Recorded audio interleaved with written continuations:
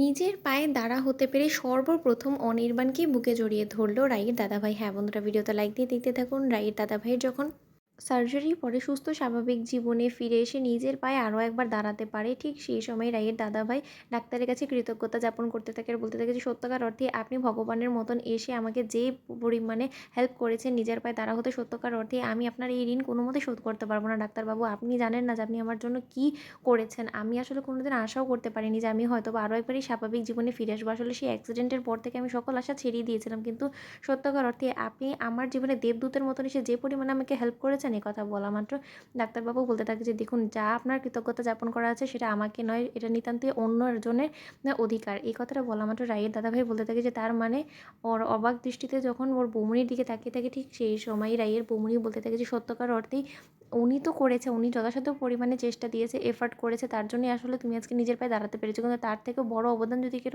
থেকে থাকে সেটা হলো একমাত্র অনির্বাণের। সত্যকার অর্থে এই বিক্রম তোমাকে শুধু অনির্বাণ এই সার্জারির বিষয়ে, এই ডাক্তারের বিষয়ে শুধু জানান দেয়নি, তার থেকেও বড় কথা তোমার গোটা সার্জারির এক্সপেন্সটা অনির্বাণই বেয়ার করেছে, কিন্তু আমাদের সকলকে আড়ালে রেখেছে। কারণ ও খুব ভালো করেই জানতো যদি আমরা জানতে পারতাম যে অনির্বাণ এই গোটা খরচটা বহন করবে, তাহলে হয়তো বা আমরা কোনো মতে তোমার সার্জারি করার জন্য রাজি হতাম না। আর তার জন্যই নিজের পরিচয় গোপন রেখে ও তোমার গোটা সার্জারি খরচ বহন করেছে। কথা বলা মাত্র ডাক্তারবাবু বলতে থাকে যে হ্যাঁ, যদি আপনার সত্যকার অর্থেই থ্যাংক ইউ দেওয়ারই থাকে তাহলে আপনি অনির্বাণকে দেবেন, কারণ ওর কৃতিত্ব আমি মোটেও নিয়ে নিজেকে লজ্জায় ফেলতে চাই না। আমাকে তো শুধু ও বলেছিল যে কয়েকটা দিনের জন্য যাতে আমি মুম্বাই থেকে এখানে আসি, আর ওর কথা মতো আমি এখানে আসার পর যখন আপনার কেসটা আমি স্টাডি করে দেখলাম, তখন আমি দেখতে পেলাম যে না, আমাদের কাছে যথেষ্ট পরিমাণে হোপ আছে, চাইলে আমরা আপনাকে আরও একবার স্বাভাবিক জীবনে ফিরিয়ে আনতে পারি।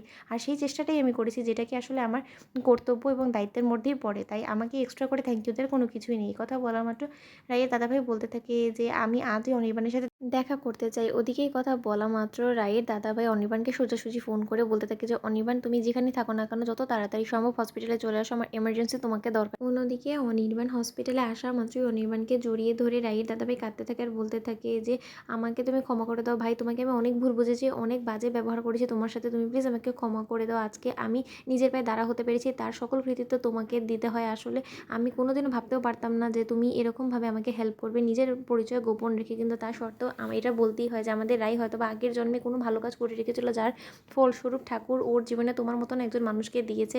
কথা বলা মাত্র রাইয়ের বৌমনিকে অনির্বাণ বলতে থাকে যে কী ব্যাপার বৌমনি, দাদাভাই এতটা ইমোশনাল হয়ে পড়লো কেন? তখন রাইয়ের বৌমনি বলতে থাকে যে অনির্বাণ, আর অভিনয় করে তো লাভ নেই, তুমি ধরা পড়ে গিয়েছো।